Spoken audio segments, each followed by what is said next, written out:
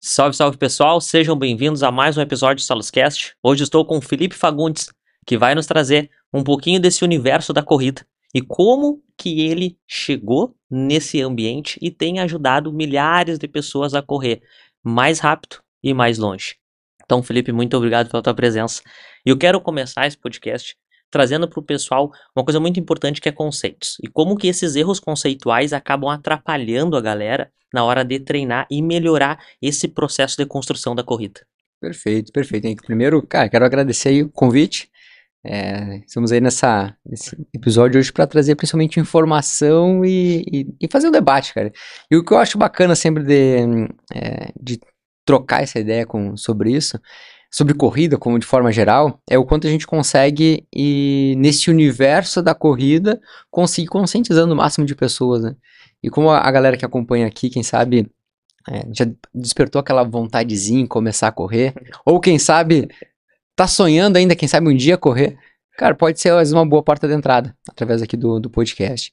E, cara, sobre o tópico inicial aqui, eu vejo que é muito comum quando a gente fala sobre corrida, surgir diferentes vieses, né? Assim como a gente vai para musculação também, vão ter diferentes teorias que vão ser abordadas, e na corrida ela não é diferente. A corrida ela é um universo que quando tu entra para dentro dela, tu vai ver diferentes autores. Quando tu sai da ciência, então tu vê vários pitaqueiros de plantão, e cara, aí abre um leque de informações que chegam até o público geral. Sobre aspectos de conceitos, né, que a gente entrar assim. Eu vejo a corrida de rua, a gente costuma dizer dentro da Pro Elite, que ela é um gesto, um movimento sequencial de saltos, né? E essas sequências de saltos, elas vão gerar um impacto sobre suas articulações, sobre os seus ossos, músculos, enfim, que o corpo precisa absorver. E essa sequência de saltos, ela vai gerar uma adaptação diferente em cada pessoa. E vai influenciar desde lá do primeiro contato que a pessoa teve na infância, com esportes ou não, né, se ela foi muito sedentária. E dentro disso, eu consigo, através desse entendimento, fazer uma personalização para cada pessoa. Se a pessoa nunca teve contato algum, eu fazer essa personalização onde eu tenho que ir de um simples, desde uma caminhada até uma progressão para daqui a alguns meses ela começar a correr. Se a pessoa já é um esportista, essa abordagem vai ser um pouco diferente. Mas por que eu gosto de dizer isso? Porque na internet, quando a gente vai para de forma geral, quando a pessoa vai lá, assiste um vídeo qualquer, ela muitas vezes a primeira, correr é fácil. Eu digo, olha, correr, ela não é difícil realmente, tá? Mas existem algumas complexidades. Porque eu tenho que entender essa individualidade, eu tenho que entender essas características, desde contato que a pessoa teve com o esporte, desde o que ela fez ao longo da vida e principalmente em condição que ela se apresenta hoje. Porque é muito fácil dizer, é só colocar um tênis no pé e sair para correr. Mas essa pessoa está com sobrepeso ou não está? Essa pessoa, ela está num nível de estresse muito grande, não está. Qual o tempo que ela tem para treinar? Um tempo ela vai treinar de manhã, à tarde, à noite. Após um período, quem sabe ela ficou muito tempo em pé. Sei lá, ela trabalha sentado, é o cara que corre 20 km no dia no caminhão do lixo atrás ali. Não sei, são cenários diferentes. A gente tem esses cenários dentro da nossa realidade como treinador. E tudo isso vai ser uma forma como eu preciso ver esse olhar que eu tenho ao aluno. E de forma geral eu digo que muitos conceitos trazidos são é só botar um tênis no pé e sair pra correr, né? Essa sobrecarga que tu traz é bacana porque às vezes as pessoas veem sobrecarga somente o treino, né? Aquele retrato específico do momento que tu tá cumprindo a planilha e acabam não dando atenção para todo o resto do dia a dia, que pro corpo também é uma sobrecarga, né? Com certeza, cara. E assim, eu falei inicialmente sobre aspectos que uma pessoa tendo contato com esse esporte ou não lá na infância, que vai influenciar muito, mas vamos lá, que fase da vida que ela está? 30 anos? 40? 50? A gente sabe que ao longo da vida a gente vai tendo perdas funcionais, né, em função da idade, perda hormonal e fisiologicamente isso vai ter uma consequência ali com o passar do tempo. Aí, comportamento dela ao longo do dia, como é que é? É uma mulher que usa salto o dia inteiro? É um posicionamento diferente que eu vou ter. É um homem que joga aquele futebolzinho no final de semana, e aí já tem alguma lesão de LCA, uma lesão, algum rompimento parcial ou total lá no tornozelo, que é bem comum. Esses são os casos mais comuns que a gente pega. É a pessoa que está com sobrepeso e já tem uma hernia de disco, já tem algumas dores ocupacionais ali. Enfim, são cenários, tô trazendo os piores, né? Mas pode ser que tenha os melhores. Quem sabe ela já tá aí há um ano, já fazendo aquela musculação, já tá fortalecendo há um tempo, já tá fazendo aquele treinamento funcional e já mudou boa parte desse cenário, né? Então, tudo isso vai ter uma influência direta na carga que ela vai sofrer no treinamento. Para ficar mais claro para a pessoa que tá acompanhando, se hoje ela tá correndo com... Ela tem 1,70 m e corre com 85 quilos. Vai ser diferente ela tá correndo lá com 70, por exemplo, 70 quilos. Também é diferente se ela tá indo na academia há um ano ou se ela tá começando hoje. É diferente também se ela fica 4 horas em pé ou se ela trabalha 8 horas sentado. Então, são cenários que eu tenho que entender desse aluno para personalizar o treino. Porque senão é aquela coisa, tu encontra até mesmo em revista, né? Tu encontra em site, tu encontra no YouTube, em qualquer lugar, tu encontra esse treinamento. Uma planilha para correr mais rápido 5K. Uma planilha para correr 21 km, para correr 42. Tem hoje provas que a pessoa vai se inscrever, de 21, 42 km principalmente. É muito comum ter um modelo de treino para a pessoa correr. Eles colocam lá como Floripa. Vou dar um exemplo que eu lembrei agora de Floripa. Floripa, tu vai correr a maratona de Floripa. Quando tu se inscreve, tem uma aba lá no site que diz uma estrutura de treinos para correr 42 km. Cara, e é legal tu falar isso, porque eu te pergunto, qual é o perigo da pessoa apertar nessa aba e fazer uma cagada? Cara, assim, eles até são bem conservadores em alguns aspectos, tá? Na hora de montar aquele planejamento. Mas 2 erros que eu acho bem comum que acontecem isso. Uma é superestimar ou subestimar, né? Vamos por esses 2 caminhos. Superestimar, cara, vamos lá. O Henrique, qual a tua prática assim de corrida, Henrique? Hoje eu tô fazendo 10, 12K. Tá, volume semanal, assim, mais ou menos. Das 24, 28. Tá, vamos lá. Vamos lá que tu quer. Vou me encorajar, vou fazer. E o Henrique não tem conhecimento nenhum em esporte, tá? É o cara que tem até da área, mas vamos lá, se é o Henrique leigo, assim fosse. Correndo 20 km a semana, e pega aquela planilha lá e. Dessa semana pra outra aumentou, cara, 50% o volume. E assim ele vai aumentando, porque a planilha, naquele modelo, normalmente eles vão usando um período progressivo, às vezes faz 3 semanas ordinário, choque, estabilizador ou regenerativo uma semana, então ela sobe a carga, reduz, sobe a carga, reduz. Mas vamos lá, a tua ordinária lá que eles colocaram vai dar, vamos lá, 50 km na semana. Aí vai subindo, cara, quem sabe lá na oitava, nas primeiras 2, 3 semanas tu não sinta nada. Mas lá depois que tu tá 8 semanas fazendo aquele volume 3, 4 vezes mais que tu estava acostumado, cara, vai estourar alguma coisa, né? Ou subestimar. O Henrique é um cara bem esportista, um cara que treina há bastante tempo, vai fazer aquele modelo de periodização, quem sabe fica muito baixo do que ele poderia estar realmente correndo. Além da falta de conhecimento da pessoa sobre as zonas de treinamento, né? Sobre ela, o que é o ritmo de VO2 máximo dela? O que é um ritmo de limiar? Ela muitas vezes não tem esse entendimento fisiológico, né? Ou então, muito comum também que acontece achar que deixar de fazer um treino ou adicionar um treino a mais ali, porque, cara, aquela coisa, tu vai ficando um pouco mais confiante e aí aos poucos ele acha que sabe, ele até mesmo mexer naquele planejamento, colocar a pitada dele, né? Aí sim, aí começa a virar uma salada de fruta. É o que o site sugeriu, é o que ele tá achando que é interessante pra ele, aí vira aquela bola de neve. E dentro desses erros conceituais, por um bom tempo aí, o pessoal fala, porque tem que correr em tal zona, e Z2, e acho que isso é legal porque vem de encontro a isso que tu tá falando. A pessoa não sabe o que é correr no seu VO2 máximo, limiar ventilatório, e o quanto esses erros de conceito, que às vezes o pessoal traz como, esse método tu tem que correr em tal zona para acontecer isso, tem que correr de tal forma para acontecer isso. Isso atrapalha as pessoas. Com certeza. Cara, assim, ó, se a gente for entrar mais para esse aspecto mais fisiológico e de planejamento de um treinamento, né? Vamos pegar diferentes cenários. Vou fazer primeiro, vamos começar a pessoa mais iniciante que quer correr o seu primeiro 5K. Ela consegue hoje, uma pessoa que ela tem 30 anos, faz musculação 2 vezes na semana, consegue correr 2 a 3 vezes na semana, tá? ela vai ter a gente consegue fazer uma projeção dela correr o seu primeiro 5 km, em torno de 3 meses ela estaria correndo uns 5 km. Então vamos pensar ali aproximadamente 12 semanas. Dentro dessas 12 semanas, vou fazer um planejamento para ela, fazer uma periodização. E eu gosto de colocar essas metas, porque aí a pessoa ela consegue já visualizar, poxa, daqui 12 semanas aproximadamente eu vou conseguir estar correndo essa distância. Claro que essa estimativa que eu estou fazendo aqui é pegando um cenário ótimo, né? Essa pessoa não tem sobrepeso, essa pessoa ela tá fazendo essas atividades com regularidade, né? Se ela parou uma semana, a gente sabe que entra em processo de destreino, vai ter que ser recalculado isso aí. Mas a estrutura do treinamento dela, se ela treina 3 vezes na semana, eu vou ter treinos, em boa parte, tem um autor, por exemplo, que é o Jack Daniels, no livro dele, não sei se já leu até. Já li. A Fórmula da Corrida. Fórmula da Corrida. Jack Daniels, ele traz um modelo onde, se tu olhar lá na estrutura dele inicial, boa parte dos treinos são rodagens leves.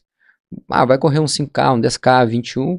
Cara, a base geral que ele faz é uma base aeróbica, onde ele faz rodagens em Z2 e Z3. Né? Vamos colocar aqui. Se a estrutura de zonas ela for aquela Z1, Z2, Z3, Z4, Z5, né? E depois as zonas anaeróbicas. Se for uma estrutura onde usa Z1, Z2 e Z3, vai ser normalmente eles abaixo de limiar, então todos abaixo de Z2 ali. Então são rodagens fáceis, a primeira estrutura dele. Feito isso, dentro dessa estrutura, nós gostamos muito de trabalhar ainda com algumas, implementando algumas intensidades ao longo desse treino. Então, o iniciante colocar ele em contato com alguns treinos de velocidade. Então, se ele é bem iniciante, cara, às vezes o estímulo de velocidade vai fazer uma rodagem leve na semana. No final dela, um estímulo de 30, 50 metros. Aí vai depender muito da condição que ele se apresenta, mas às vezes 2, 3, 5, 6 estímulos de velocidade. Para ele ter aquele primeiro contato com correr mais rápido. Tá? E claro, o volume desse treino normalmente é quantificado por tempo. Por quê? É o tempo dele de exposição à carga, não só a distância. Porque volume só por distância, o Henrique hoje faz um 5K, vou dizer aí, 25 minutos?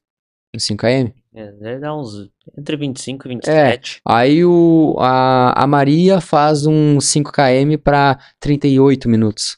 Então o tempo de exposição à carga é diferente. Então eu não posso colocar todo mundo no mesmo copo, né? Eu tenho que diferenciar. Então, quem sabe pro Henrique a gente vai fazer um treino, às vezes até um pouquinho mais do que 5 km pelo fator tempo, numa zona de treino mais leve. Mas para Maria, às vezes eu tenho que ser um pouquinho mais conservador, porque senão ela ia ficar 40, 50 minutos correndo e ela ainda não tem essa estrutura, essa base necessária.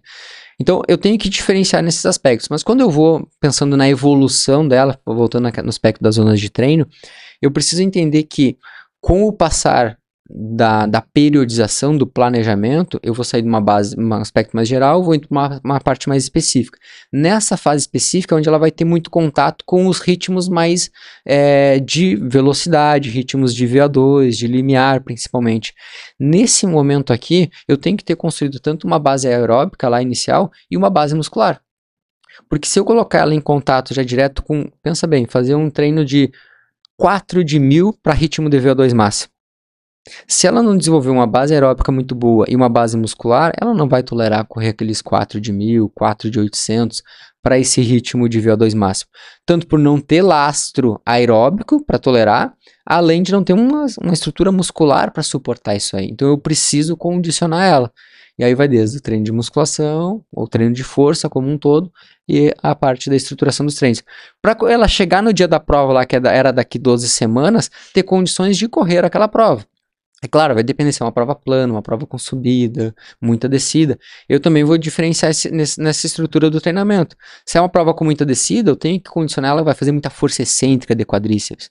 Então eu tenho que entender que lá no aspecto da musculação vai ter alguns detalhes, um treinamento às vezes mais excêntrico. Propriamente os treinos dela de rodagem, às vezes fazer com que ela trabalhe mais em trechos de descida. Vai fazer um treino, uma prova com mais subida, eu vou ter uma exigência mais de cadeia posterior. Então eu tenho que muitas vezes no fortalecimento exigir que ela fortaleça mais essa cadeia posterior. Porque é muito comum tu ver a pessoa vai correr uns 5K e termina com dor nas costas. Por quê? Porque ela estava correndo tanto em subida que o tronco dela fica tão inclinado na subida ali e ela termina com dor no lombar, principalmente por não conseguir sustentar a cadeia posterior como um todo enfraquecida, né? Perfeito. Então tem que ter essa visão do treinamento, assim. Cara, na parte do planejamento ali, quando tu trouxe sobre a questão ordinário 1, ordinário 2, choque, E às vezes o pessoal não entende que toda essa sobrecarga que tu vai acumulando no corpo, o organismo fica com essa carga residual lá na frente, que às vezes o pessoal não vai se machucar durante o processo, mas sim lá no final do ciclo, onde ele precisa cuidar alguns detalhes, mas não tem esse conhecimento que ele fica com essa carga residual e com uma janela aberta, com uma probabilidade de se lesionar muito maior. E às vezes o erro tá ali naquela parte final, na cereja do bolo. Cara, esse podcast agora, ele vai sair mais à frente, né? Mas vai ter uma galera que vai se identificar quando enxergar, quando assistir esse episódio, que é quando a gente tá em preparação, principalmente para provas mais longas, tá? 21, 42 quilômetros, porque aí tu tem um acúmulo maior de carga, né? E carga, quando a gente fala em carga, é somatório de volume, intensidade e densidade de treinamento. Então a gente quantifica como uma carga que a pessoa tá sofrendo ali de treinamento. Quando eu penso nesse aspecto de carga, ela vai acumulando. Então a gente pensa tanto em carga acumulada e carga concentrada, que para ficar mais explicado ainda. Carga acumulada é o que eu acumulo ao longo de uma semana, de um mês, de um ciclo de preparação, tá? Então, numa semana, sei lá, a pessoa fez 50 quilômetros, aquilo ali é a carga que ela acumulou na semana. No mês deu 200, a carga que ela acumulou só em volume. Aí sem considerar o aspecto da intensidade e da densidade ainda desse treinamento. Mas vamos deixar no volume para ficar mais visual. E aí eu tenho que entender que ao longo dessa preparação, muitas vezes essa carga ela sobe, reduz, como tu falou. Então eu vou subindo questão na regeneração ou no período estabilizador, eu reduzo um pouco para ela recuperar aquilo ali. Só que se ela naquela fase de maior carga no ordinário, no período de choque, ela não estava dormindo bem, ela não estava se alimentando bem, não respeitou bem a planilha, não respeitou as intensidades, até o próprio volume, às vezes lá no período leve, que é o período regenerativo, ela machuca. Porque ela principalmente acumulou tanta carga que naquele período leve ainda estava pesado. A gente reduz, às vezes no período regenerativo chega a diminuir 25% ali da carga geral. Só que se a pessoa está dormindo mal, às vezes não foi suficiente. Ou então naquela semana da semana leve, ela ainda força muito. Sei lá, forçou na academia, se o personal às vezes não entendeu o que era esse período que a gente estava fazendo um deload ali, né? E o que eu digo que a pessoa que está acompanhando, principalmente que vai fazer uma meia maratona ou maratona, vai entender.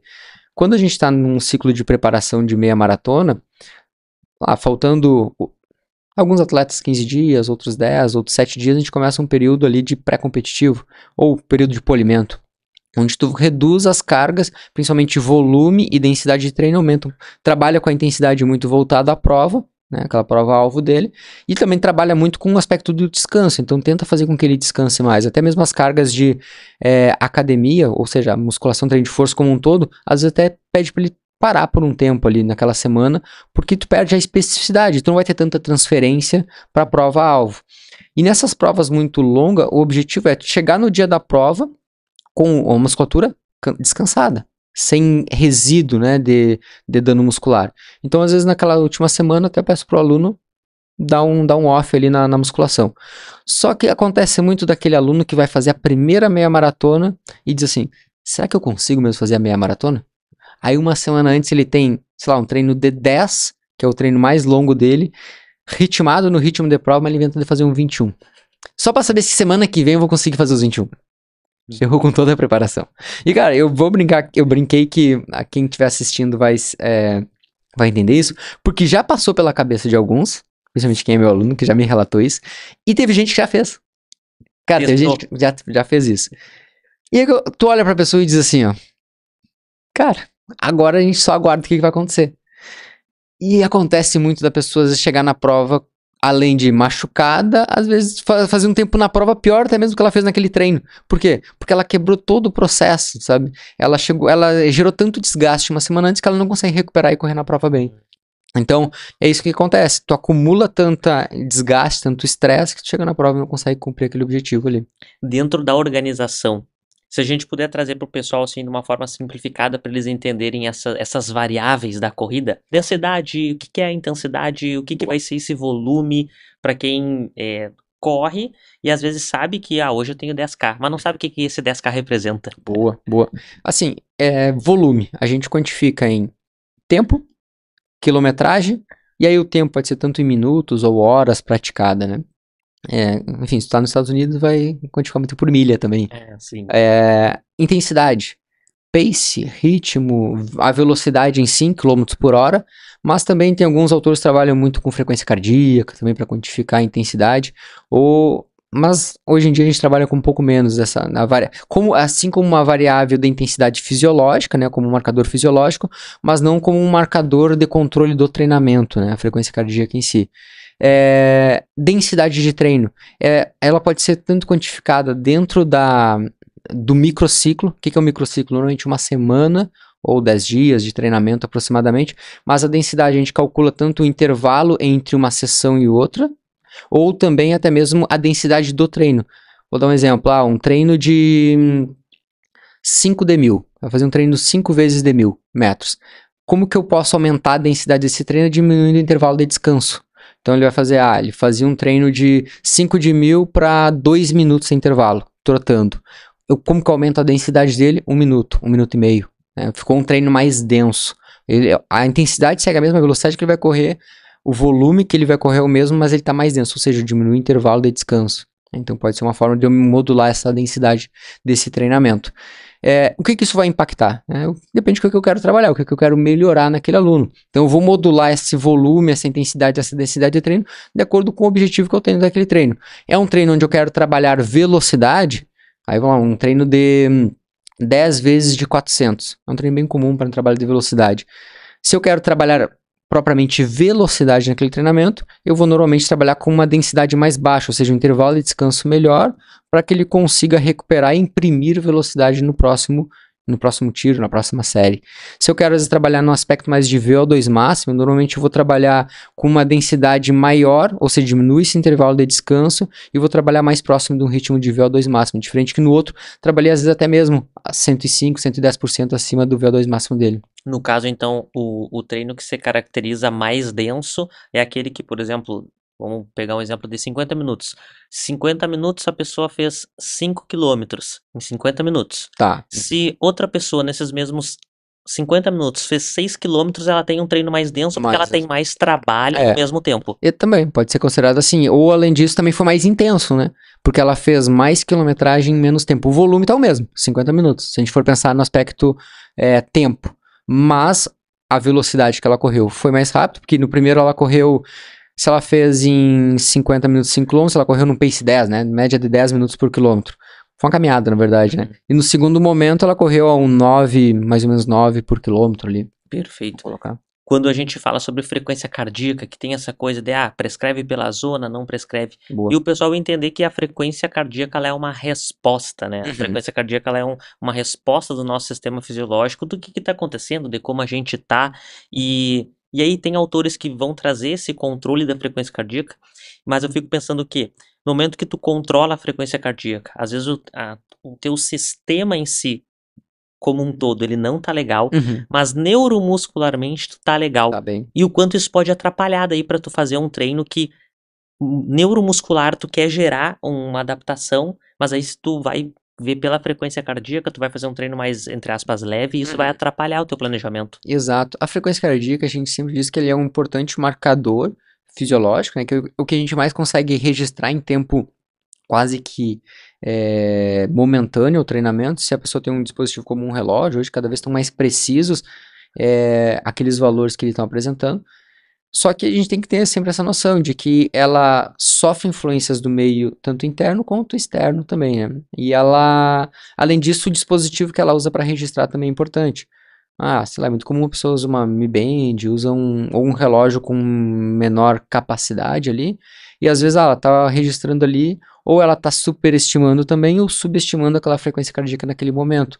Então tem que ver com qual equipamento eu tô usando. Até mesmo, sei lá, eu tenho um Garmin, que é um relógio bem mais comum no mercado e com uma tecnologia muito boa, mas um Garmin mais antigo, vou dizer pra galera que acompanha um Forerunner 35, um Forerunner 235, são relógios mais antigos um pouco comparado a um Forerunner 245, hoje eu uso um Coros aqui, que é o Pace 2 esse aqui, e eles são relógios onde esses mais novos estão com mais sensores e mais precisão, até mesmo quando tu compara usar uma fita, por exemplo, uma cinta cardíaca ali, eles dão valores muito próximos, o intervalo de confiança deles é muito baixo, ou seja, então é muito alto. Então eles têm uma validação muito boa. Dentro disso, eu tenho que entender, como eu falei, tem que ter um entendimento que é como você falou, uma resposta. Mas, principalmente, a gente entender das variáveis que vão influenciar. Por exemplo, vai correr no calor. Cara, vai correr num ritmo que, teoricamente, a tua velocidade é uma velocidade Z2 para a pessoa, a frequência cardíaca está lá em cima. Por quê? Porque a temperatura está alta, a umidade do ar está baixa, ou está muito alta, muito úmido, e automaticamente vai influenciar na frequência cardíaca. Então, se eu estou controlando pela frequência cardíaca, às vezes a zona de treinamento vai ser uma caminhada para ela conseguir ficar em Z2, sabe? Aí tem muito comum a pessoa diz, meu treino estava em Z2, mas o meu relógio estava marcando, eu estava em Z4 quase o tempo todo. Porque é uma resposta referente aos outros aspectos que influenciam na frequência cardíaca. Mas o que é importante que eu digo sempre para o pessoal entender, principalmente de indivíduos mais treinados, tu consegue ver muito, quando faz o nosso treinador, fizemos análise do nosso aluno, tu consegue ver muito como que é o comportamento daquela curva, e tu consegue tomar decisões mais precisas, desde a quantificação daquela intensidade, daquele treinamento, e até mesmo como que ele se comportou. Estou fazendo a preparação de vários atletas agora para 21 e 42. Tem alunos, por exemplo, ele ia fazer um treino totalmente em Z3. Agora está uma temperatura um pouquinho mais fresquinha, fica até melhor de ver isso. Então, tanto a frequência em zona de frequência cardíaca quanto de ritmo, elas ficam muito próximas no indivíduo mais treinado também. Tem aspecto de treinabilidade. Quando ele está correndo, e aí lá, preparação de uma maratona, ele está lá no quilômetro 23 e ele ia fazer 28. No quilômetro 23, a curva da frequência cardíaca dele dispara. O ritmo segue o mesmo, mas a frequência dispara e a percepção de esforço dele vai lá em cima.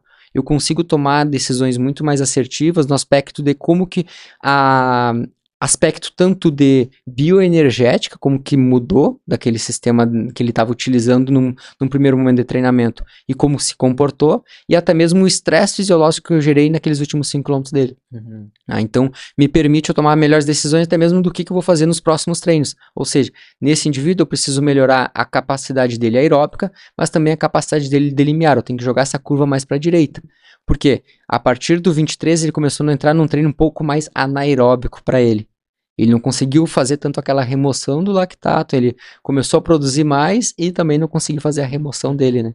Então eu consigo, através da frequência cardíaca, tomar algumas decisões. Eu preciso aumentar essa capacidade dele de produzir e remover esse lactato, assim como melhorar essa capacidade aeróbica dele. Porque ele não está conseguindo tolerar e principalmente gerar essa recuperação, essa ressíntese ali ao longo do treinamento.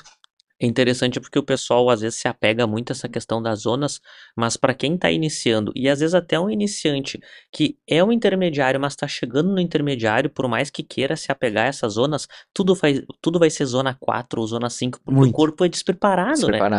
Por isso que essa entra a treinabilidade. Eu tenho que entender que quanto mais treinado eu sou, mais eu vou poder mexer nessas variáveis. O pouco treinado, ele não vai ter muita... A gente não vai conseguir aplicar tantas variáveis nesse treinamento. E como falou, um pequeno treino já gera uma grande alteração para ele. Mas vai gerar vários benefícios, né? Para a saúde cardiovascular dele, saúde endócrina.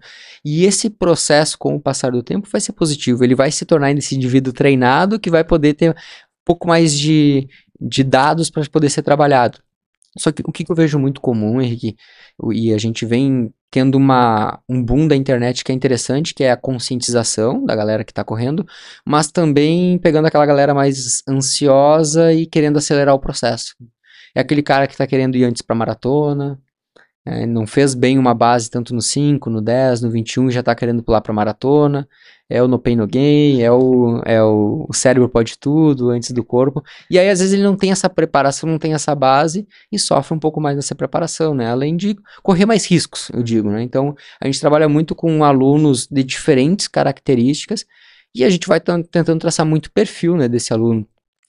Tem aquele aluno que é mais acadêmico, que é o aluno que, mesmo ele não sendo da educação física ou de uma área da saúde, é aquele cara que ele pesquisa, ele sabe o que é um conhecimento mais científico, a importância desses dados para que ele tenha essa evolução. Tem aquele aluno mais ansioso, né, que ele vai querer pular etapas. Tem aquele aluno mais como posso dizer uma terminologia para meus alunos não achar que eu tô julgando eles aqui. Mas aquele aluno, vamos dizer, mais desesperado. Não é um desesperado, mas que ele assim, ele com o treino era para fazer um treino de vou dar um exemplo ainda do 4 de 1000 para 5 por quilômetro, ele correu para 5 e 10. 10 segundinhos mais lento. Mas que sabe aquele 10 segundos mais lento foi porque ele no dia dormiu mal, o filho não deixou ele dormir à noite, aconteceu algum imprevisto e tá tudo certo. Só que ele fica desesperado porque ele correu mais lento, entendeu? E aí ele me manda que o treino foi uma porcaria, entendeu? E acontece. E aí tu tem que ter esse entendimento de mostrar pra ele que não foi tudo ruim, não. Teve os pontos positivos desse treinamento. Enfim, tem vários perfis que a gente vai identificando ao longo desse caminho. E eu vou dizer que ao longo desses 8 anos que eu trabalho já com corrida, que eu preparo pessoal para desde 5 até ultramaratonas aí, a gente vai identificando que essas características são importantes porque não só o aspecto fisiológico, mas aspecto também psicológico, social dele vai influenciar na preparação, né? Como ele encara. Às vezes os amigos da roda dele da volta dele estão correndo uma maratona, querem correr uma maratona, e ele tá recém lá no 10, ele, poxa, todo mundo é maratonista e eu sou um mero 10 quilômetros. Cara, não. Pô, tu não fazia nada, tu tava no sofá tirado, agora tu tá correndo 10 quilômetros. Aí tu tentar ter esse convencimento pra ele que ainda não é o momento dele ir pra maratonas, é difícil. E aí ele vai pra maratona, só que aí tu tem que deixar muito claro que também vai ser mais difícil. O processo dele vai ser diferente da galera que já tá fazendo 42, porque tá há 4 anos treinando e ele tá recém no primeiro ano de treinamento. Então tu mostrar esses cenários vai muito também o treinador ter esse poder de convencimento, ter a literatura, ter a ciência ao seu lado para mostrar esses pontos, os prós e os contras, mas também um aspecto, eu digo quase como um psicólogo, né, do seu aluno, não desmerecendo a psicologia jamais, mas esse entendimento de como tu tem que lidar às vezes com essa conversa, de mostrar para ele que ele é capaz, mas quem sabe ainda não é o momento. E não é um desmerecimento, eu vejo que nós, como profissionais da área da saúde e do esporte, cada vez mais a gente tem que entender sobre comportamento, né? Muito, muito, Porque muito. o melhor método para uma pessoa que não tem uma tolerância ou não entende o processo não vai ser o melhor método. Não. 2 coisas para eu não esquecer. Primeiro, quero que tu traga um pouquinho para nós essa questão dos relógios. Tá, bora. Porque às vezes o pessoal só acha que tem só o Garmin, Garmin. E quero aproveitar porque tu tá com um relógio que não é o Garmin. Não é o Garmin, exato. Eu tava olhando aqui pra ele agora. E em segundo, para eu não depois esquecer, como tu falastes ali, a pessoa que tá correndo, quer correr às vezes um 21, um 42, mas ainda não solidificou um 5 ou um 10. Perfeito. Então assim, o que a pessoa tem que ficar atenta para saber que agora é a hora de avançar, para avançar com segurança. Então assim, cara, se tu não fez tal coisa ainda no 5 e no 10, não avança. Ou se tu já tem algumas métricas no 5 e 10, pode avançar. Se a gente puder trazer um pouquinho disso, tá? Perfeito. Mas vamos começar no relógio, pode ser? Pode ser. Cara, o relógio, tá? Cresceu muito o mercado do relógio, né? Esse que eu tô agora, que é o Coros, ele até entrou mais forte no Inglaterra, Estados Unidos já viu um pouco mais ele. Ele entrou muito forte no Brasil há mais ou menos acho que 2 anos, não vou lembrar o certo, tá? Principalmente por quando eles patrocinaram o Kipchoge, que é o Eliud Kipchoge, que é um dos maiores maratonistas da história, né? E ele foi o que acabou difundindo muito a marca, assim, e depois quando eles entraram no Brasil, então eles vieram com bastante força, assim. Mas as primeiras que a gente tem mais conhecimento, provavelmente o pessoal que acompanha vai ter um Garmin Polar, foram muito fortes, são muito fortes ainda, né, aqui no Brasil.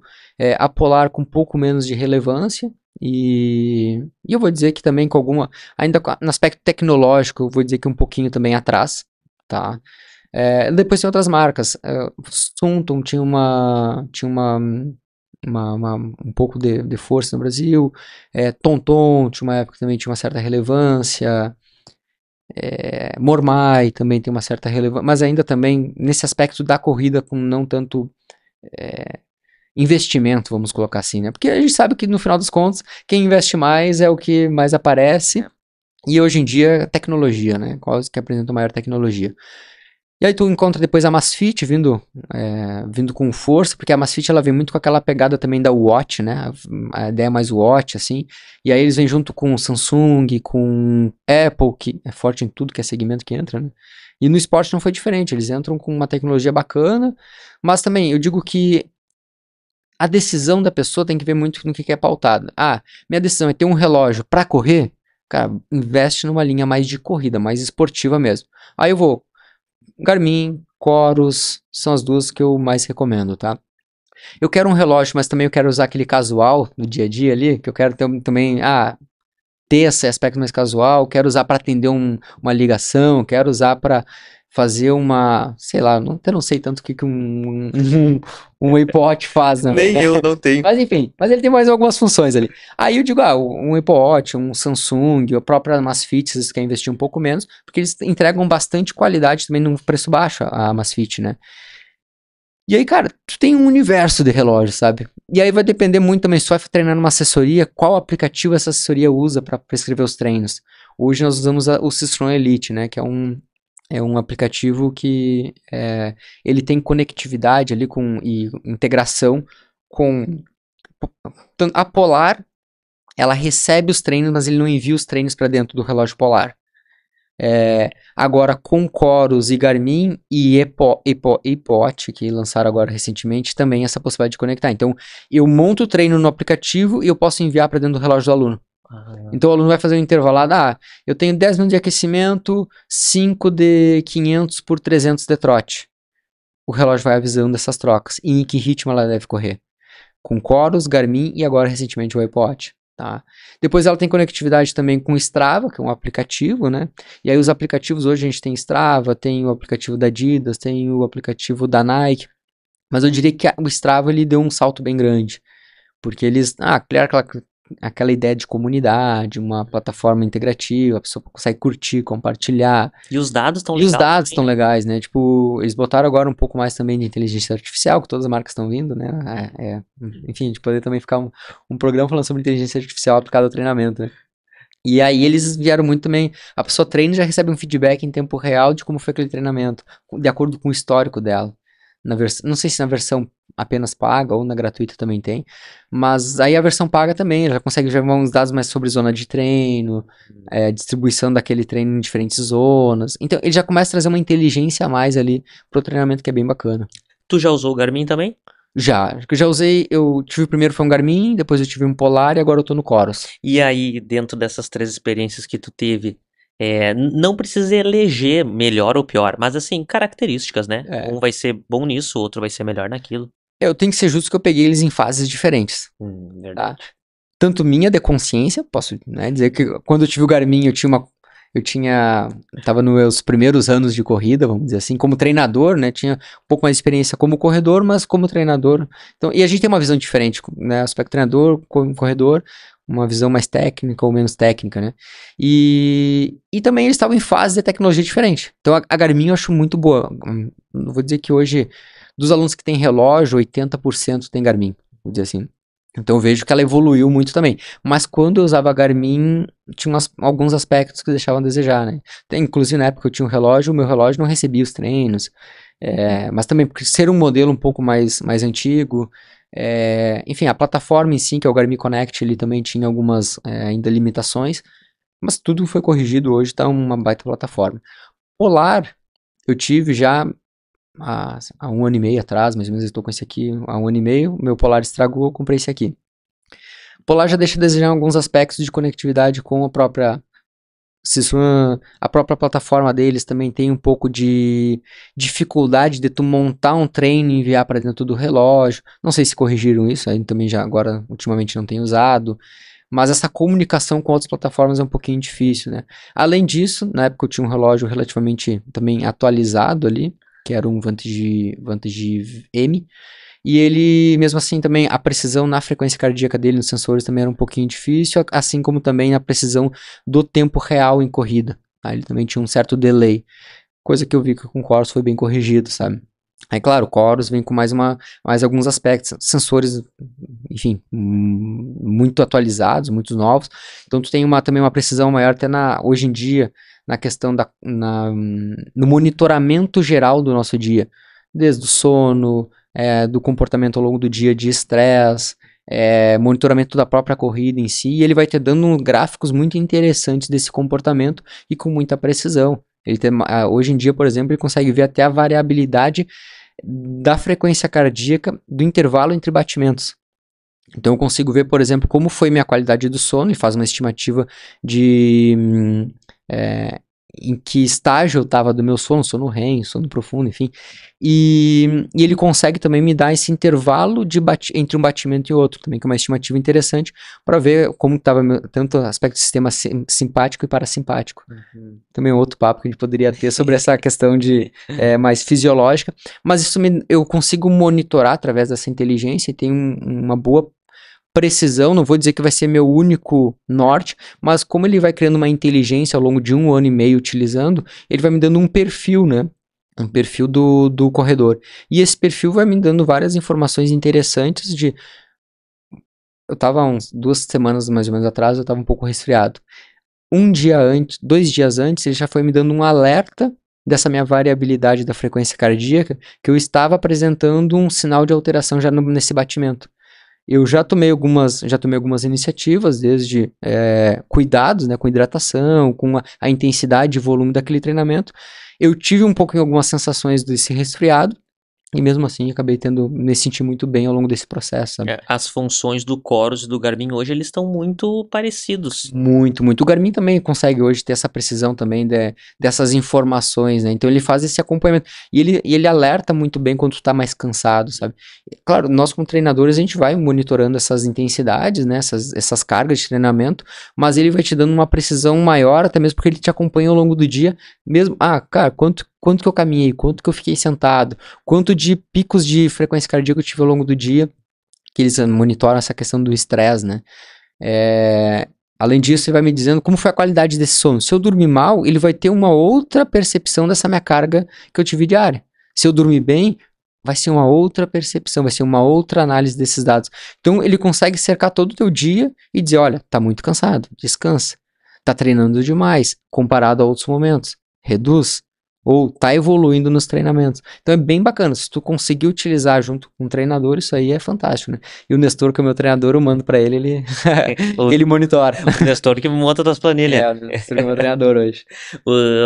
Agora a gente voltar na parte do 5, do 10, do 21, Boa. Do 42 e como que as pessoas... O que elas precisam cuidar, na verdade, para não acelerar esse processo? Assim, são várias informações, né, que a gente poderia tá trazendo para elas, mas a pessoa que...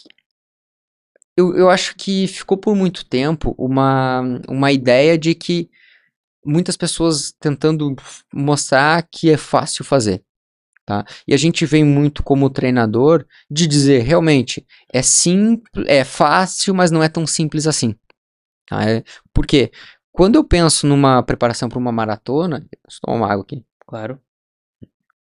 Quando eu penso na preparação para uma maratona, eu tenho que entender que não é só o aspecto físico que eu estou preparando na pessoa, mas eu tenho que preparar o aspecto emocional, eu tenho que preparar o aspecto físico, fisiológico lá, cardiorrespiratório, mas o aspecto muscular, o aspecto tendíneo também. Tudo isso eu vou ter que adaptar ainda para ele aguentar aquela carga de corrida, que é 3, 4, 5 horas correndo, dependendo do nível do corredor.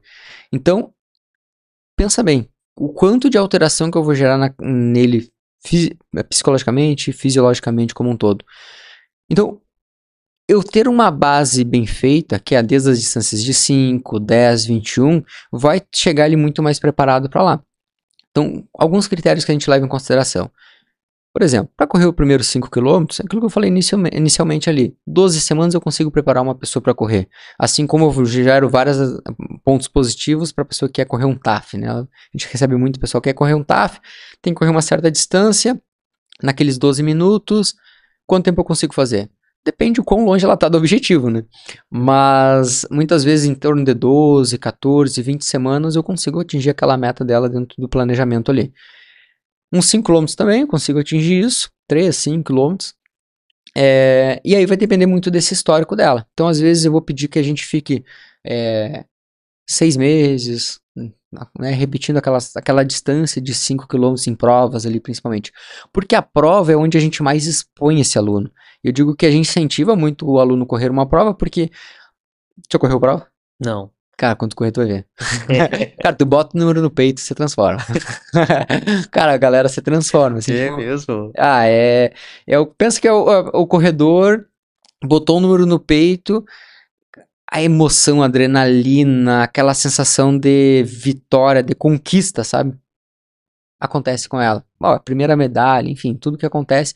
E a gente vê que quando a gente consegue fazer com que o aluno corra a primeira prova, a consistência dele melhora, a persistência dele melhora, e automaticamente ele vai ser nosso aluno por mais tempo e também ele vai conseguir ver mais evolução no processo dele. Dito isso, eu vou permanecer com esse aluno correndo 5 km, quem sabe por mais ou menos tempo, de acordo com aquelas informações que eu falei lá no início, que é a experiência que ele tem com o esporte, como é que é a rotina dele, se ele fortalece, não vai, enfim, aí são alguns outros aspectos. Beleza, vamos para os 10. Cara, pelo menos eu gosto ali de 4 meses a 6 meses pra gente pular para um 10 km, pra gente chegar nesses 10 km. E aí... Começando do zero. Tá, a pessoa começou do zero, Mas a gente pega diferentes cenários, né? O futebolista vai parar de jogar futebol, vai começar a correr. É um cenário um pouquinho diferente. É a mulher que jogava vôlei na adolescência, aí na vida adulta faz pilates e musculação, também é um outro cenário, sabe? Então, depende muito do cenário, mas vamos botar numa média aqui. Aí tá, 6 meses a gente começa a preparar a correr um 10. Quantos 10 quilômetros eu gosto pra até chegar no 21? Cara, pelo menos ali 3 a 4 ciclos ali. Eu gosto, sabe? Esse é o cenário ideal. Na realidade acontece isso? Normalmente não. Mas aí quando tu fala 3 ou 4 seriam provas, não é 4 treinos de 10. Exato, prova. Vamos pensar num ciclo, de 10 km, eu vou fazer ele em torno ali de 8 a 16 semanas. Tá? Então vamos pensar, se ele for fazer de 3 a 4 ciclos, a gente está falando, se for um ciclo, vamos arredondar aqui para 10 semanas, a gente está falando mais ou menos 30 semanas, mais uns 6 meses. Pelo menos, tá? 6 meses, 8 meses de correndo provas de 10 km. Somado àquele ciclo dos 5, nós estamos falando aí 1 ano e pouco ali, até ela correr o primeiro 21. Tá? E é bem comum, a gente tem um cenário bem comum assim, de alunos que ali na média de 1 ano e 3 meses, 1 ano e 6 meses, estão correndo seus primeiros 21 km, tá? Com bastante naturalidade. Mas é muito do desejo da pessoa. Claro. Tem gente que não quer correr 21. Tem gente que, cara, eu quero correr 3, 5, no máximo 10 km, tô legal. Por quê? Muda, né? A gente é tempo de treino, então vou ter que treinar o meu longo lá se tu faz sempre o longo no sábado, no domingo. Antes lá pra te correr um 10K, teu longo ia ser, na primeira prova que tu foi fazer de 10, teu longo provavelmente o maior foi 8 km, aí tu correu o primeiro 10 na prova. Mas quando tu tá indo lá pra tua, tô há 1 ano treinando, vou fazer um 10, às vezes o longo dessa pessoa chega a 12, 13 km. Por quê? Porque ela tá mais experiente. E pra mim, auxiliar ela a melhorar tanto a baixar o tempo, correr mais rápido, baixar o pace ali, eu tenho que muitas vezes pôr ela mais volume de treinamento, né? Então ela vai ter que fazer até mais do que ela pretende correr. Beleza, dito isso, eu vou lá, aí se ela quer ir para os 21, ela tem que entender que o longo dela agora não é mais 8, 7, 10, 12. Cara, vai ter final de semana de 14, 15, 16, 18. Então a gente tá falando aí, dependendo se ela corre a um pace de 5 por quilômetro, um 18K, a gente está falando em 1h40 correndo. Então, aí quanto mais lento ela corre, mais tempo ela fica correndo. Então, tudo vai depender desses fatores. O que eu tenho que entender aqui, principalmente para o corredor de forma geral, e nunca desmotivando ele ou desencorajando ele. Não, é deixando claro. O que a gente percebeu ao longo desses anos trabalhando com corrida aqui? Quanto mais informação nós dávamos para o nosso aluno, mais consciente ele ia para a preparação, mais consistente ele ficava e menos ele errava. O que acontece? Muito comum a pessoa estar se preparando e aí ela achar que se ela tem um treino de 14 e ela fazer 16 é a mesma coisa. Não é. É só mais 2 km. Tá, mas tu corre a 6 por quilômetro, é 12 minutos correndo. Se a cada minuto tu dá 160 passos por minuto, olha a diferença de impacto que tu gera nas tuas articulações. Então são coisinhas pequenas que a gente vai conscientizando cada vez mais o aluno e vai mostrando para ele o que é os prós e os contras, né? Mas os benefícios que a gente gosta de debater muito, que é os benefícios. Por exemplo, a pessoa, se ela corria um 10K, ela nunca imaginava correr um 21, ela agora tá correndo 21, ela diz, como eu sou capaz.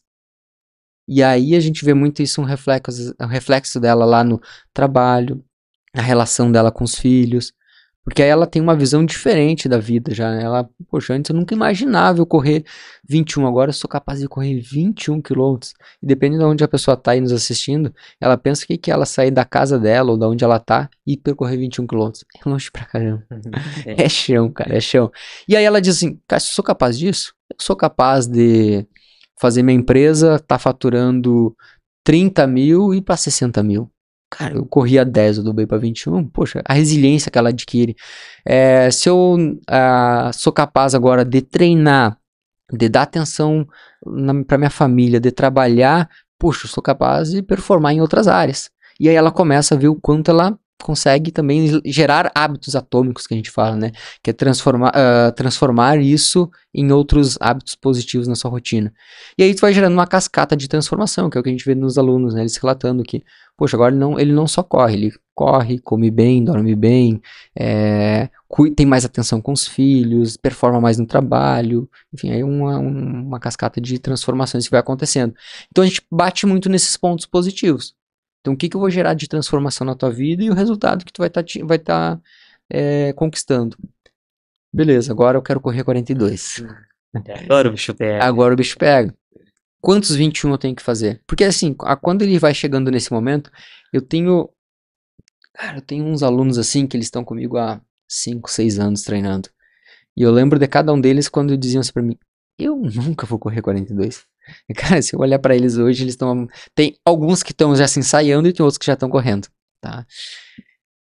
E, cara, a transformação na vida deles foi fantástica, assim, hábitos, qualidade de vida, sono, alimentação. Cara, a pessoa, ela ficou quase expert no corpo dela, sabe? Tipo, de testes que ela fez ao longo desses 5, 6 anos treinando.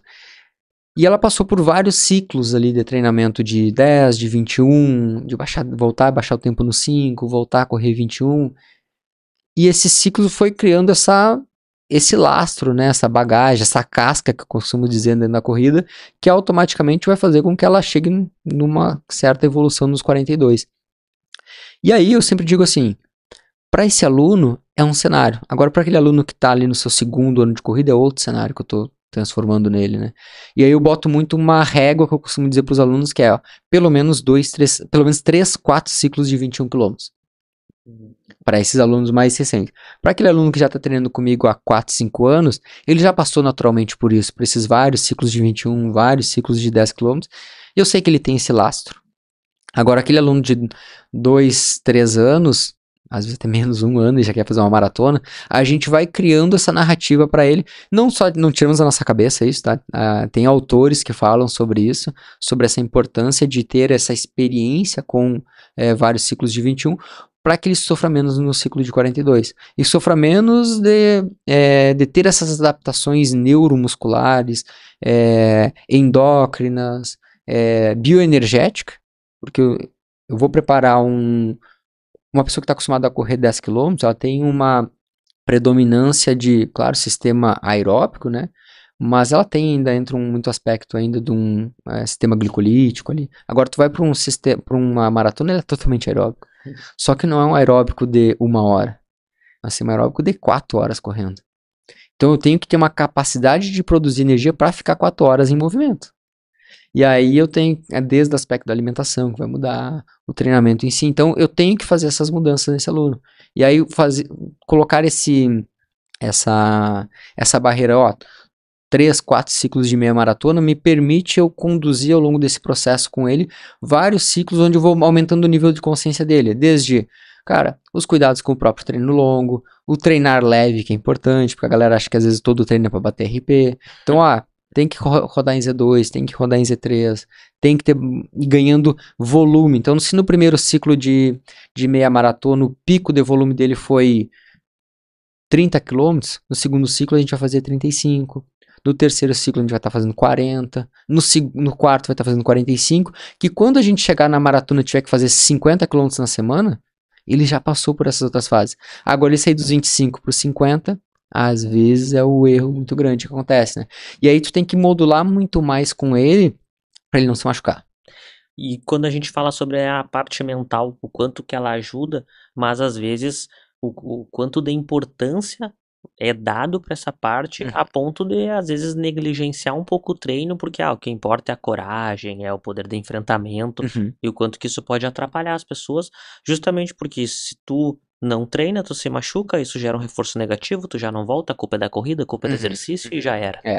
Cara, o aspecto mental, eu costumo dizer assim, ó, é importante, extremamente importante a gente ter uma mentalidade positiva. Você já leu aquele livro Mindset da... Fugiu agora o nome da... Que é o cérebro todo Sério? colorido? Sim. Mas o Mindset fala, Mindset de crescimento e cara, eu costumo dizer para meus alunos que eles têm que ter esse mindset de crescimento, né? Pensar de forma positiva, de forma construtiva, né? E não um mindset negativo, assim. Só que sua cabeça não faz um corredor completar uma meia maratona, 10 quilômetros. Ele tem que ter o aspecto de não só mental, mas fisiológico, né? Ele tem que ter o treinamento em si. Mas é importante tu ir desenvolvendo os dois juntos. Eu costumo dizer para os meus alunos o aspecto principalmente de que a construção que ela foi tendo ao longo desse processo fez com que essa mudança, tanto física, mas de mentalidade, foi se construindo, foi se moldando ao longo do processo. Então, eu gosto de trabalhar muito dentro de alguns treinamentos. Vamos lá, um exemplo de preparação para quem vai correr um 21, tá? Tem muitos treinos que eles são treinos em ritmo de limiar, ou até mesmo treinos em ritmos de prova, né? O objetivo daquela pessoa que ela tem de correr naquele treinado tempo. Esse tipo de treino, cara, é um tipo de treino que ele faz com que a pessoa, ela tenha que forjar uma mentalidade e uma concentração muito grande naquele treinamento. E as informações que eu costumo passar para ele, até mesmo os reforços positivos e alguns negativos, em alguns casos se a pessoa sai muito rápido, não respeita a intensidade, ou os pontos positivos dela ter respeitado, dela ter sido resiliente ao longo do treino, porque eu sei que é um treino difícil, às vezes é um treino bem desafiador, isso vai mudando a forma como ela encara. E aí eu digo muito que a confiança, principalmente, é um negócio que ela tem picos e vales. Picos e vales. E essa confiança, quando eu estou no meio de uma preparação, no início, normalmente, ela está no vale. Tá? Mas na fase específica, ou na pré-competitiva, eu tenho que estar colocando lá pro pico. Por quê? Porque é um momento que, sim, vai influenciar. Se ela está muito naquele vale, naquela desmotivação, eu não consigo, eu não sou capaz, não tem...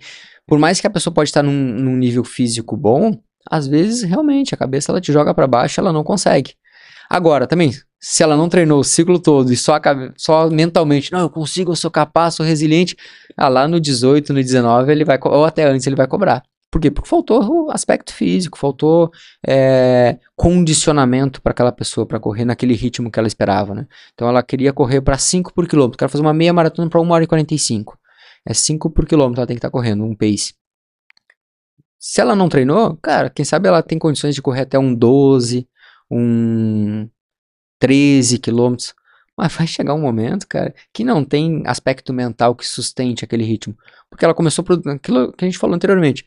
Ela começa a entrar num aspecto mais anaeróbico, correr acima do limiar 2 dela, provavelmente vai começar a entrar, que ela vai produzir tanto lactato, tanto metabólico ali como um todo, que ela não vai conseguir remover ele a tempo. E aí começa a entrar em fadiga, começa a quebrar na prova e não tem o que fazer. Ela vai quebrar e é do jogo. Então não tem mentalidade que seja suficiente, né? Não existe resiliência que chegue a tempo de superar isso aí. Agora, se eu estou bem condicionado e estou com a minha confiança em crescente, cara, é onde muitas vezes saem os melhores tempos dos alunos, né? E aí a gente vai tentando mapear sempre do melhor. Tem alunos que são mais comunicativos, que conversam mais sobre esses aspectos, que vão te mostrando sinais de que estão confiantes, que estão em alta, que a confiança tá crescendo. Mas tem aqueles alunos mais retraídos, que não são muito de falar, que só diz se o treino tá bom, tá ruim, se tá conseguindo treinar. Aí esse aluno que às vezes é onde tu vai conseguir, para quem treina online, principalmente, eles vão conseguir ver mais na prova, porque tem alunos que treinam online e presencial, tá? A gente tem hoje. E no online, aquela pessoa que dá mais feedbacks, a pessoa que comenta lá mais como foi o treino dela, que me manda áudio, essa pessoa eu consigo ao longo do tempo ir percebendo como é que tá, às vezes, o tom de voz dela, o tipo de feedback, tu vê no texto como é que tá, se ela, poxa, tá aquele astral, aquele tesão pra treinar mesmo, ou aquela pessoa que tá meio, sabe, meio pra baixo. E dentro disso, A pessoa que treina mais no presencial, tu vai ver muito no dia a dia, na semana ali dos treinos. Mas quando chega naquela véspera de prova, eu gosto muito de tentar escutar o aluno, entender o que está sendo as dores ou dificuldades dele, o que está sendo os pontos positivos daquele ciclo ali. E principalmente de jogar para ela aspectos, energias positivas. Eu acredito muito em energia, né? E a gente entende que se eu jogar coisas positivas para ela, mesmo ela vindo às vezes num ciclo, ela não estava tão bem, e tu consegue fazer com que a moral dela eleve, poxa, às vezes ela chega na prova e, cara, faz uma grande prova, sabe? Se ela estava bem condicionada. Ela, em todos os aspectos, ela vai fazer uma grande prova se ela se preparou adequadamente, se ela fez o ciclo de treinamento, seguiu as planilhas como era para seguir. E aí eu vejo muito nesse jogo mental que a gente vai fazendo com o aluno, né? O papel do treinador de orientar, né? De esclarecer para ela os pontos positivos do que ela fez e principalmente salientar o quanto ela é capaz, o quanto ela se preparou. E aí, às vezes, eu costumo. Teve uma prova recente até que nós fomos correr em Pelotas, a Maratona de Pelotas. E a gente chegou lá, cara, tava um clima extremamente hostil para correr, vamos dizer assim. Umidade lá no teto, assim, 90 e poucos de porcentagem de umidade, tava calor pra caramba. Então eu vi que a prova ia ser um tendel. Ia ser aquela prova que ia estar difícil de correr. Tava eu e o Nestor dando suporte pros alunos. Aí eu falei pro Nestor assim, cara, hoje vai ser uma prova dura, hein? E a gente saindo da onde nós estávamos hospedados, e nós conversando, eu falei, cara, hoje vai ser uma prova dura, tá pesado e tal. Organizamos a estrutura, os alunos começaram a chegar, tava meio nublado ainda, mas a umidade tava assim que a umidade tava alta.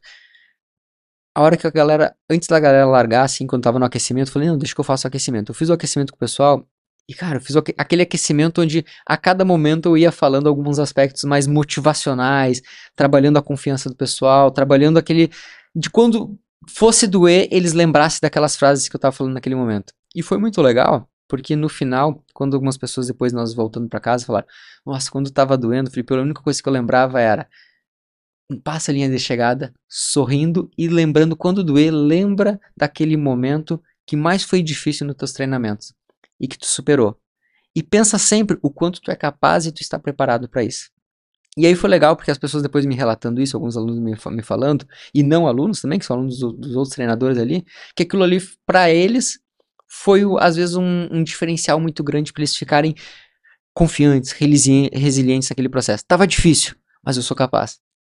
E aí entra esse papel do treinador, que é esse feeling, poxa, hoje a prova tá dura, hoje a prova tá difícil. Então, às vezes eu vou ter que ser um pouco mais motivador, e não bater muito nos pontos. Cara, tá ruim. Eu não vou ficar dizendo, tá ruim, tá difícil hoje, tá, pessoal? Hoje vai ser uma prova horrível. Não, eu não vou falar isso. Eu vou dizer pra ele, poxa, olha, pensa o quanto tu foi capaz, o quanto tu treinou, o quanto tu se preparou. Hoje vai ser um dia que tu vai fazer uma grande prova. Quando tu tiver difícil, pense em algo que pra ti remete a algo positivo. Quando estiver passando a linha de chegada, ou passa por um fotógrafo, que a gente costuma que não tem nada, dá um sorriso. Cara, o sorriso ele vai já te deixar muito mais em prontidão, alegre, feliz do que, borocochô, passa triste, né? Então, reforça esse aspecto em ti. E eu vi que muitas pessoas, naquele dia, foi um dia muito decisivo. E eu uso isso pra mim também em outros momentos, né? A gente também correu a Maratona de Porto Alegre recentemente, o ano passado, na verdade, foi em setembro, e foi uma prova extremamente dura, tava uma umidade também muito alta, 42 km por si só já é difícil também, e eu corri os 42. E até o quilômetro 28 eu tava muito bem, eu tava com um pelotão pra correr pra 2 horas e 50 a prova, tava super bem, assim, vindo 4 por quilômetro, 3,55. Quando chegou no 28 por 30, doeu pra caramba, cara, começou a bater o estresse da prova, a umidade extremamente alta. Cara, o que eu fiz? Mentalidade positiva. Consigo, eu sou capaz. Eu me preparei para isso. E realmente fiz um ciclo bem longo de 20 semanas me preparando. E realmente sabia que tinha condições de concluir a prova. Não ia ser nas condições que eu esperava, porque as funções climáticas influenciaram. Mas eu tinha condições de correr ela. E aí tu reforçar muito, tá com essa confiança em alta, faz com que tu conclua a prova. Porque a gente viu uma porcentagem bem significativa de pessoas desistindo no meio da prova. Claro, às vezes por segurança, porque, né, sentiu às vezes algum aspecto mais fisiológico de, né, pressão alta, náusea, tontura, enfim, aí por segurança para. Mas também aquela pessoa que está com às vezes uma confiança mais elevada, ela consegue tolerar um pouco mais esse estresse ali na hora, né? Perfeito. Antes tu tinha falado que tem os treinos online, também tem o treino presencial. Conta um pouquinho pro pessoal como que funciona isso, aonde que eles também podem te encontrar para buscar esse trabalho, buscar esse serviço do treinamento. Uhum. A gente hoje tem em Santa Maria o nosso treinamento presencial, né, onde a gente atende em diferentes locais aqui na cidade. Atendemos em Parque da Cacisme, Camobi e Parque da Medianeira. Além dos treinos também aos finais de semana que a gente faz em diferentes pontos da cidade.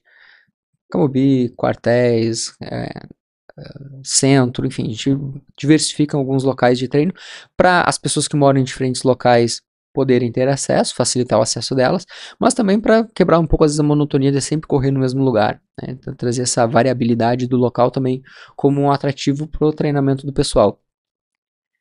Online, cara, a gente então atende hoje pessoas do mundo inteiro, podemos dizer assim. A gente tem aluno que mora no Canadá, Estados Unidos, Irlanda, Angola, enfim, tem uns diferentes locais hoje Que no mundo, não legal. vou lembrar de todos ali. Mas são formas onde a gente tem de trabalho que a gente entende que a gente consegue dar uma atenção, uma personalização do treino de acordo com a forma como ela escolher. Claro que a maioria das pessoas em Santa Maria escolhe o presencial, né? Tem uma porcentagem de pessoas que escolhem online, às vezes pela facilidade de horários para ela treinar, né? Porque a gente tem turmas, tem locais, tem horário para treinar, às vezes ela quer treinar mais cedo, ou consegue treinar só mais tarde, ou no horário do almoço. E esses horários ela consegue às vezes treinar por conta e não ter que deslocar até algum ponto para realizar o treino dela. E tudo isso a gente consegue através da nossa metodologia, que a gente chama hoje, que a gente tem o Método Pro. O Método Pro surgiu muito de uma necessidade que a gente viu quando a gente estava construindo a Pro Elite, que é uma forma de nós diferenciarmos nosso serviço, nos diferenciarmos da forma como a gente encara a corrida de rua. E o Método Pro ele surgiu desses três pilares. O P de performance, que é a auto-performance que a pessoa busca. Então, todos nós queremos a sua auto-performance. Ah, Felipe, eu não quero performance. Não, tu quer a tua auto-performance. Provavelmente tu quer correr mais do que tu corria ontem.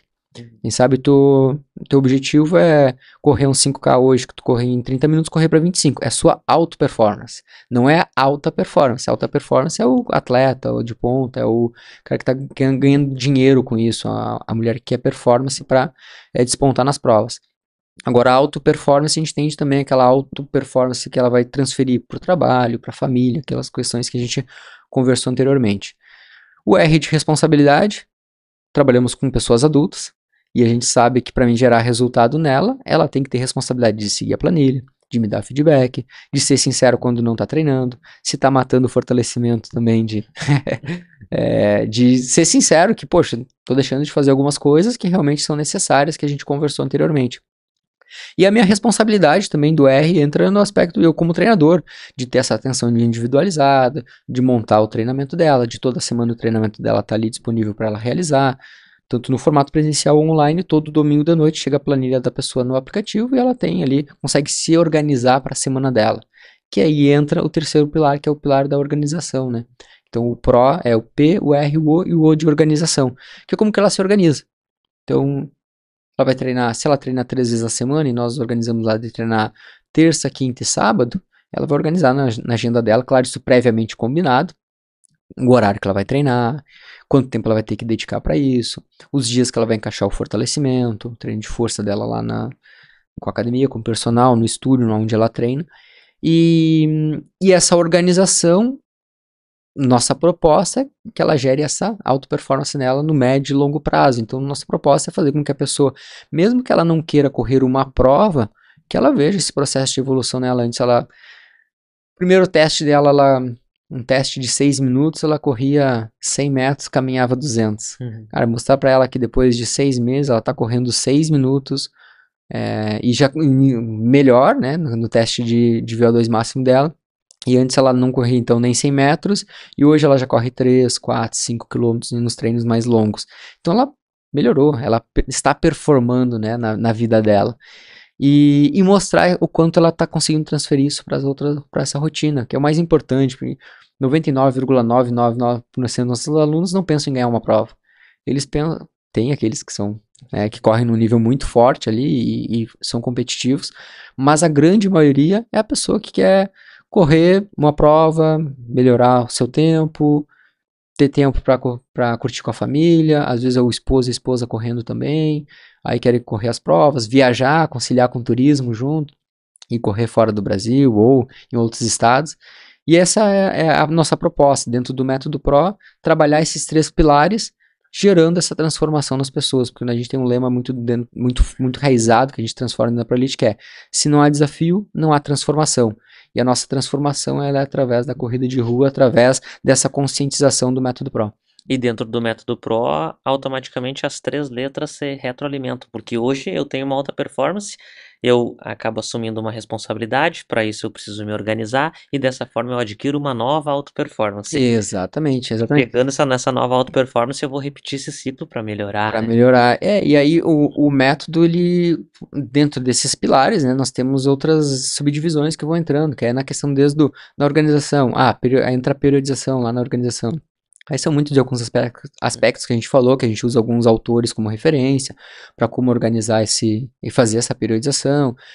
No aspecto da responsabilidade também, alguns autores que a gente usa como referência para identificar essa questão de como melhorar a responsabilidade, porque tem muitas pessoas que se sabotam, né? Então, como que a gente pode trabalhar essa autossabotagem que está sendo construída? No aspecto da performance, como estimular essa auto-performance dela, e também alguns pilares que a gente vai trabalhando de mostrar para ela que ela é capaz de sim se desenvolver e ser melhor do que ela era antes. Perfeito. Felipe, muito obrigado pela tua presença. Antes de nós finalizar, eu tenho uma lembrança para te dar. Legal. Essa aí não estava no combinado, hein?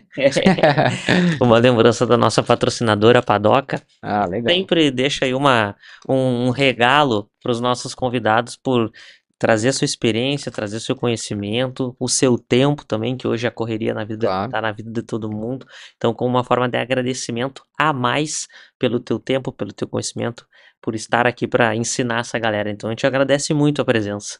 Legal, cara. Fico à disposição também, se a gente quiser bater outros papos aí, conversar outras vezes.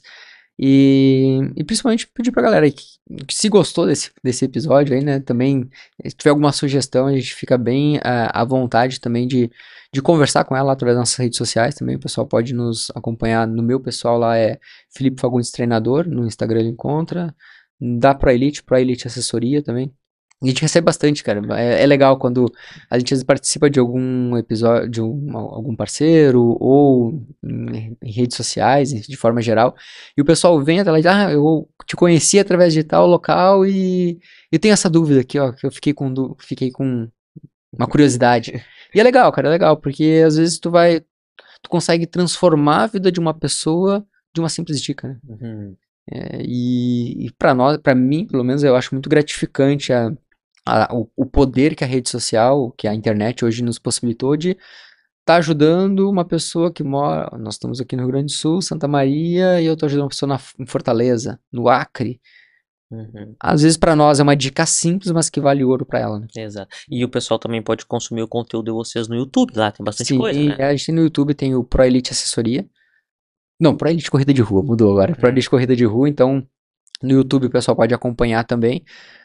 Saímos conteúdos semanais ali tentamos trazer um pouco de humor também, às vezes para dentro dos conteúdos, um pouco de descontração, mas com conteúdo, com informação, com embasamento, porque a gente vem muito de uma linha também muito acadêmica, ali os guris ali a gente tem muito uma academia enraizada também, como vem também das mesmas escolas aí, então a gente acaba tentando trazer também, fazer com que essa ciência, essa informação, ela chegue mais fácil para as pessoas, né? Então a gente tem assumimos muito esse papel de educar através também da internet, através das redes sociais aí. Perfeito.